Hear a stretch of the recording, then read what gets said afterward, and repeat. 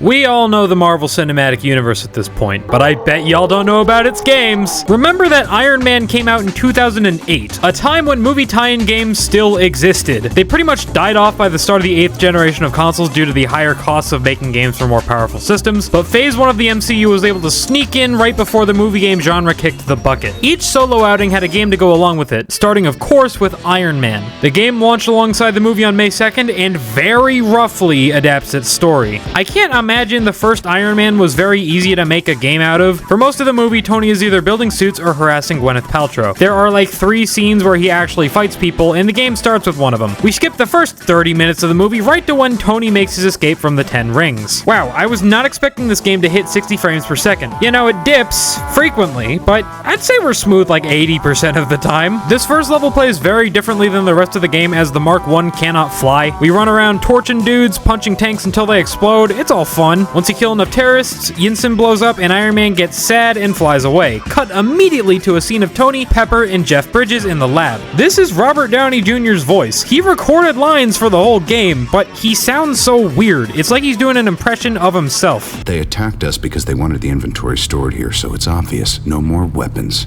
no more attacks. No, absolutely not! Opinion noted, Obi, but I am telling you, do it. Come on, Pepper. I fucking love these cutscenes. Now we're on to our second tutorial level where we'll learn things that are actually applicable to the rest of the game, like flight. Oh no, it's bad! And so is the combat. You just kind of hold down the trigger and the suit will lock onto enemies to shoot at, and that's all you gotta do. You can pepper in some missiles, unibeams, and punching tanks to death here and there, but really you just shoot. And there's so much shit going on. There's tanks and soldiers and helicopters carrying soldiers and drones that are attacking civilians and a giant boss helicopter, and it's all just thrown at you, and what the fuck part of the movie is this from? Like I said, Iron Man as a movie does not have enough action to make an action game based off of it, so of course the devs had to make stuff up. In some ways, it's cool seeing alternate takes on things that would eventually be adapted into the MCU, like AIM and Whiplash. You know, the main antagonist of the next movie, they didn't have this shit planned out. It's cool, but not executed very well. And how could this game get any messier? Put it on the Wii! Wait, actually, this version's a lot better. It's not a straight port of the game. The missions hit the same beats, but the levels are a lot more streamlined. And while graphically inferior, I think this game is much more interesting to look at, and the controls aren't ass. Even the combat is better. You're able to freely switch between repulsor blasts, missiles, and a gun. And while the game is so easy that, no, it really doesn't matter what weapons you use, it's nice to have that variety and control. For the most part, cutscenes are the same, but Yinsen's death is now hilarious.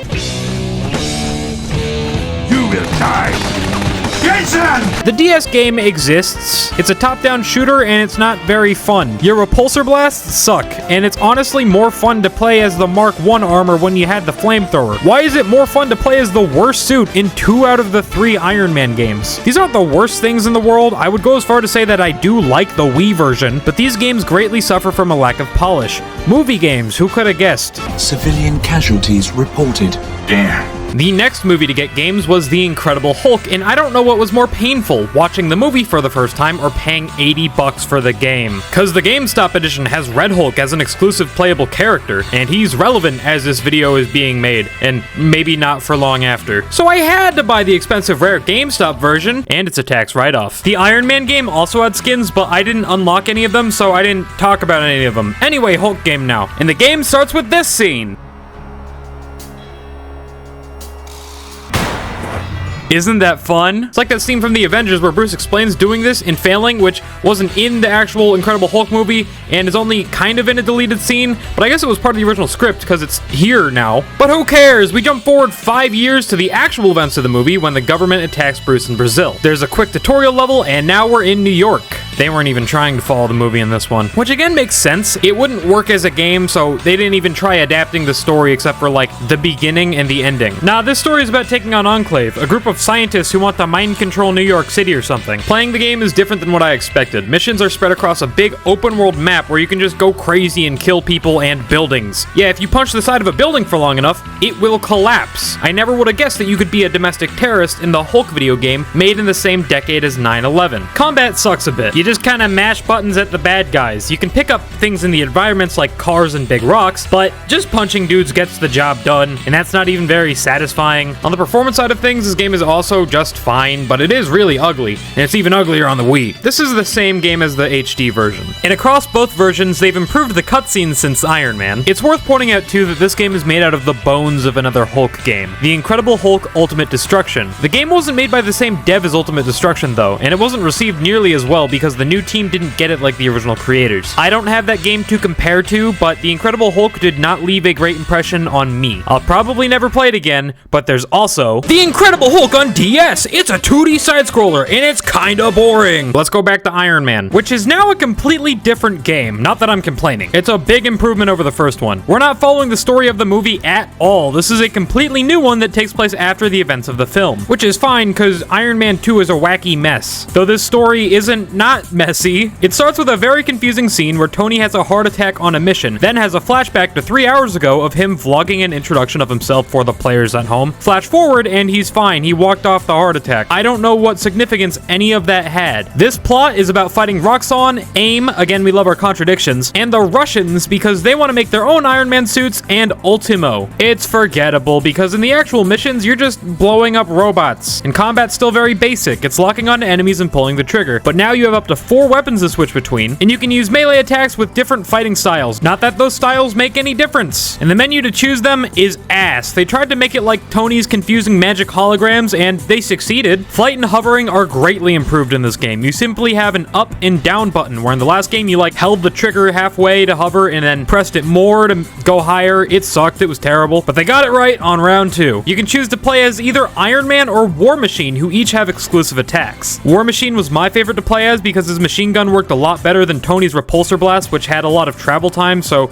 you'd shoot at something and they were already halfway across the map. It wasn't very fun to play as Iron Man in the Iron Man game. This is the first one of these games that doesn't feel rushed out the door, probably because they had the first game to build and learn from. So I think it's better. Robert Downey Jr. did not return to lend his voice to the game, but they did get Don Cheadle and even Samuel L. Jackson. Though because Nick Fury is mostly seen in-game through FaceTime calls, his voice was really scrambled and I could barely tell it was him. Separatists have seized control of the Tesla facility using a heavy battle platform we've not seen before. So great job, you spent a lot of money on them for nothing. By this point, they figured out how to make normal cutscenes, so they're no longer gold mines of comedy, just kind of boring. The game does look kind of worse than the first one, and it's not hitting 60 frames anymore, instead achieving a stable 30, which, I mean, isn't the worst thing in the world. And it's a lot worse on the Wii. It's a different game again, and the slowest game out of the bunch so far, gameplay and performance-wise. It's closer to a true third-person shooter than the others. You can't even really fly outside of specific flying sections, which is not a limitation in any other Iron Man game, and it's held back by the Wii's goofy controllers. There aren't a lot of good buttons here, so melee attacks are flicking the nunchuck, which sucks, and they broke the pointer controls. It's too sensitive when aiming, and not sensitive enough when turning the camera. And not to state the obvious,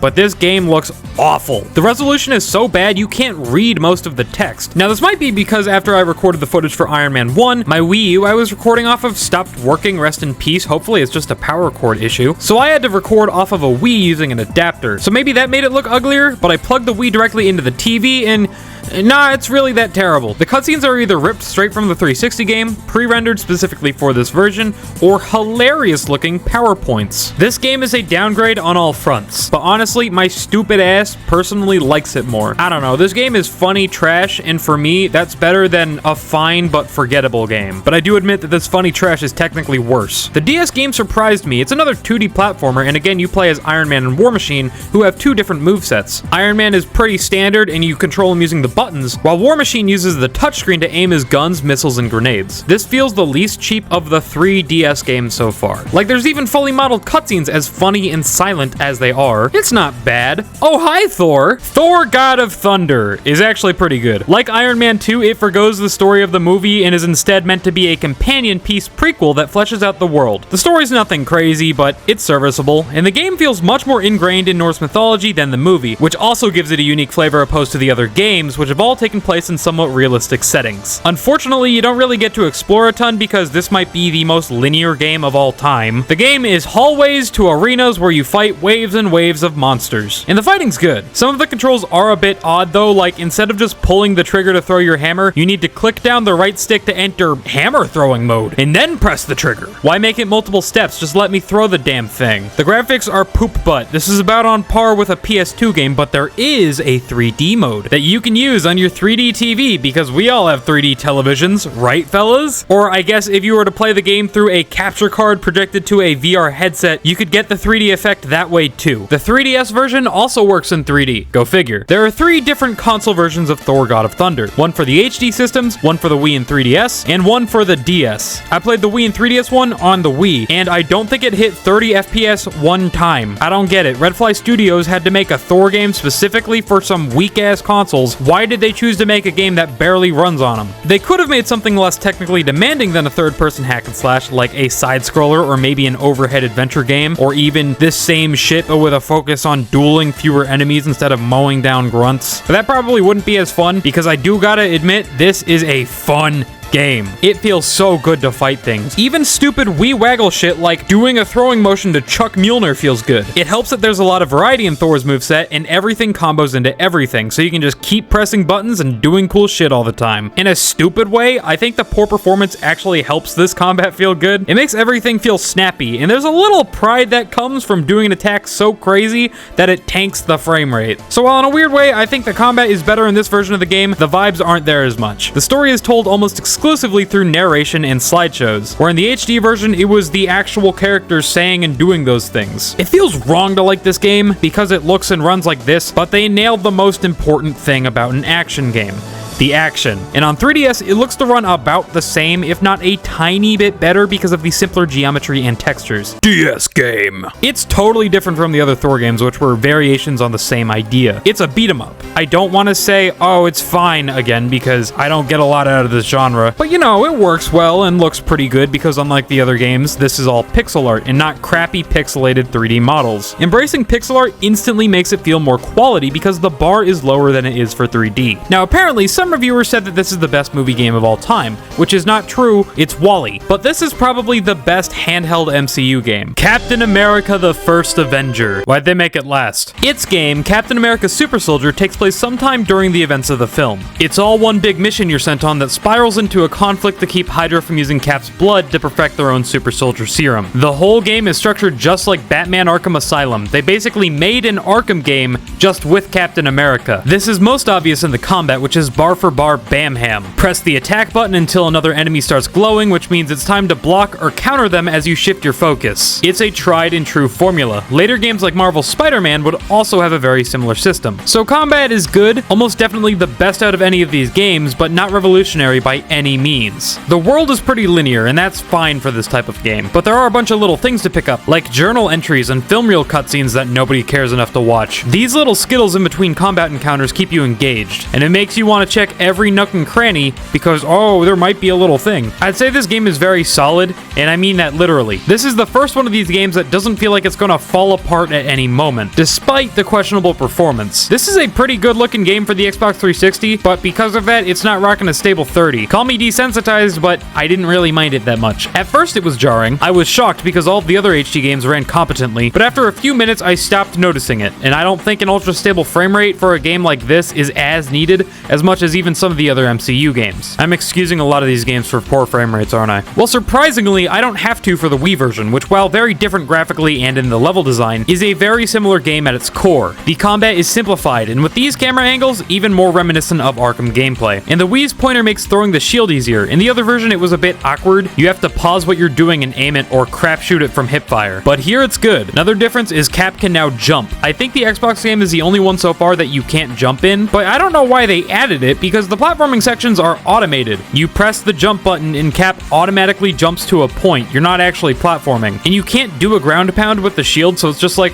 why specifically give him a jump? This is my biggest criticism of the game. It's pretty good. Like Thor, the Wii version is the 3DS version, but the DS has its own variant. Yet again, it's a 2D platformer similar to the Hulk and Iron Man 2 games, but it blends beat-em-up elements in as well. I I don't have much else to say. What you see is what you get. These are all kind of the same. With each of the solo films getting a game, it's crazy we didn't get an Avengers game to tie them all together. To be fair, they had different developers even for the 2 Iron Man games, so they couldn't just pluck the characters from their titles and mash them all together. But it's a missed opportunity not to make a game based on the biggest superhero movie up to that point. There was an Avengers game being developed to come out the same year as the Avengers that got canceled, but it would have been in its own universe and with its own story. Now, the only thing we got was this flip phone game because those still existed in 2012. Actually, all the other movies in Phase 1 got flip phone games too. And so did Iron Man 3 and Thor: The Dark World. These are like oddly high quality, though the bar was on the floor. The Avengers has multiple characters. Captain America is a 2D platformer like the DS game. Both of the Thors are beat 'em ups. Iron Man is super inconsistent. They're all different, but 2 is a 3D shooter. And the Incredible Hulk game looks bad. There's also smartphone versions of most of these games. Iron Man Aerial Assault was an on-rail shooter where you aim by tilting your phone. Hulk didn't get a game. Iron Man 2 was a third-person action game, but because it was on a touchscreen and ran like it did, it was probably bad. Thor: Son of Asgard was a hack and slash like the other Thor games, and it doesn't look like a good one. Captain America Sentinel of Liberty is a cheap-looking runner. I actually played Iron Man 3 when it was available. It was very similar to the first Iron Man mobile game with tilt controls, but it looked a lot better, except for Tony, and there were like a million suits to unlock with real dollars. Also, MODOK was in it, and they did him better in this game than they did in the actual MCU. I'm such a dick. Thor: The Dark World is a top-down action game like I suggested they should do earlier, except they made it stinky. Captain America the Winter Soldier looks like a similar sort of game, but with a better art style. And those are all the mobile games. They're lost to time, at least for us too afraid to sail the seas looking for them, and I don't think anyone's really that upset. Also, I lied earlier. They did make a game for the Avengers. Out of Legos. Lego Marvel's Avengers is the second of the 3 Lego Marvel games, and the only one to directly adapt any movies. The other 2 took heavy inspiration from them, but told their own stories, while this game is stuck with the first 2 Avengers movies and 1 level from each of the main 3's movies from Phase 2. I feel like it was sort of a miss making this game when they did, seeing as the next 2 Avengers movies would be much grander in scale and Civil War could have been fun, but whatever, it's a Lego game, I'm sure it'll be fine. No. This might be a hot take, but LEGO games of this era were all pretty garbage. They got bad after LEGO Star Wars 3. Some attribute this to the voice acting, which I also don't like, but for me, the main problem is with the level design. It got really tedious. This game just so happens to be a perfect example of that. In the opening level, we need to get to the other side of this pit. And to do this, you gotta switch to Hawkeye, blow up some silver bricks, build a panel, switch to Black Widow and use her weird electric things to charge the panel, watch a cutscene of this tower falling over, scan it with whatever the hell this thing is, switch back to Hawkeye so we can shoot a grapple arrow to make a rope you can use to swing across the pit. What was the point of all that? This is literally the first thing you do in the game. When I first bought it a couple of years ago, this is what made me not want to play any more of it. In older LEGO games, if there was a little pit like this, you just build a bridge, flip a lever, I don't know. It wasn't needlessly drawn out like every single obstacle is in this game. Oh, and often the game will send endless waves of enemies to fight while you're doing these puzzles, and for some reason, they're really tanky.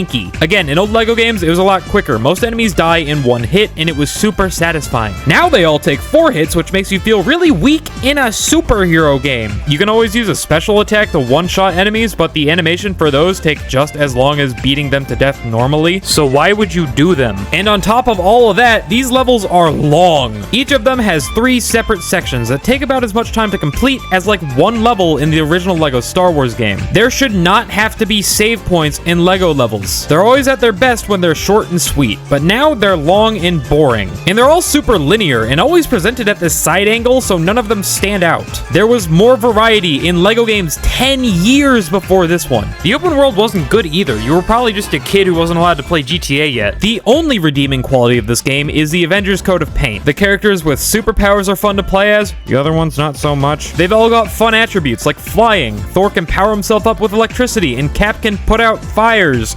Sure, and I guess the story is actually communicated pretty well because they reuse lines straight from the movie, but this game is just not fun. I really hope whatever the next LEGO game isn't a Skywalker Saga style game for the MCU, because then this video would be outdated forever and I'd be really upset. As you might have noticed, there are not many games for movies beyond Phase 1. The ones that do exist are all mobile games except for LEGO Marvel's Avengers. But starting with Captain America Civil War, Marvel started making VR games. I think the Spider-Man experiences are well known, but before those, there was a Captain America Civil War Kellogg's VR experience. This was a smartphone app from when cardboard VR VR was a thing, so I guess we're still on mobile games. It was an extremely simple shooter, I guess. You had to look at an enemy, and then whatever character you're playing as would automatically attack them. You could also play this game out of VR in a similar fashion to Pokemon Go. The way the Pringles Man ties into all this is that you could unlock more characters and levels by scanning Kellogg's products. This game is not well documented at all. The MCU Wiki has very little information, and there are only a handful of YouTube videos of people playing it. There is a non-zero chance that this video could become the most viewed record of this game's existence, because the trailer for it on Marvel's official YouTube channel has less than 100,000 views. Not that this is a game that really needs to be remembered, it seems very basic.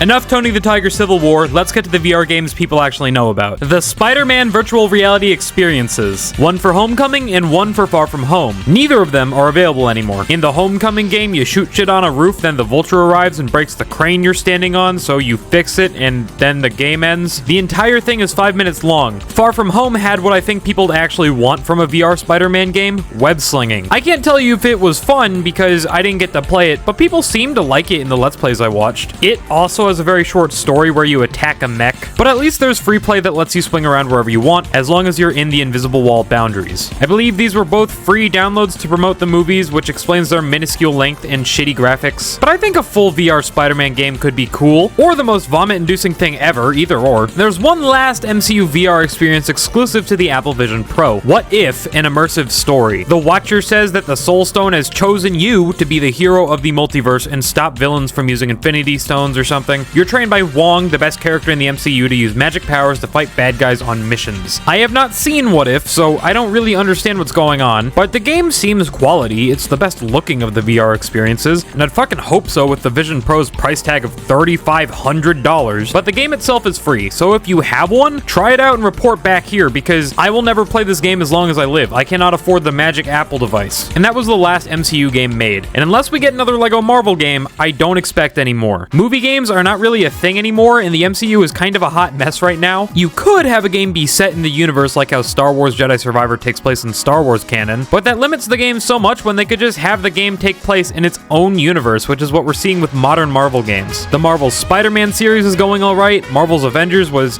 something, Guardians was good, and Marvel Rivals is one of the most popular games on the planet right now. And all these games have MCU skins in them, so you can still play as MCU Iron Man, but now while whiffing game-winning ults. The games we did get serve as a reminder of Marvel Studios' early years, where no, they weren't hitting it out of the park every time, but the brand had more freedom to do things like make video games. And even if they did make a movie tie-in game again, they couldn't make something like Iron Man today where the plot goes crazy with things from the comics because the writers don't have to worry about how it would tie into the universe. Also, it's insane how many actors reprised their roles for these games, though it was definitely a lot cheaper to get them back then. If you're interested in any of these games, I'd say check them out. They're not terribly expensive. You don't have to buy the GameStop Red Hulk version. I'll just respect you less as a gamer. And the Wii games are especially cheap. Shipping on Thor cost more than the actual game. Thanks for watching this thing I made. Subscribe because I didn't say this game really makes you feel like Batman a single damn time.